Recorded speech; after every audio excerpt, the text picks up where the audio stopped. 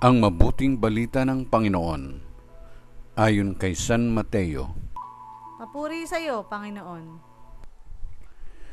Noong panahong iyon, sinabi ni Jesus sa kanyang mga alagad, "Huwag ninyong akalaing naparito ako upang pawalang bisa ang kautusan at ang aral ng mga propeta.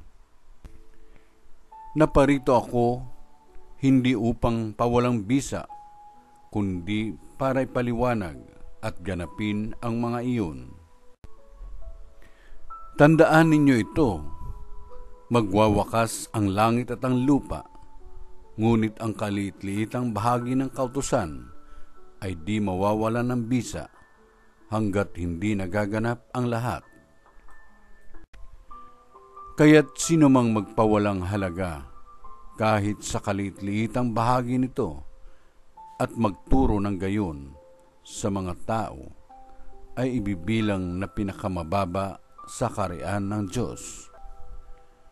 Ngunit ang gumaganap ng kautusan at nagtuturo na tuparin iyon ay ibibilang na dakila sa kaharian ng Diyos."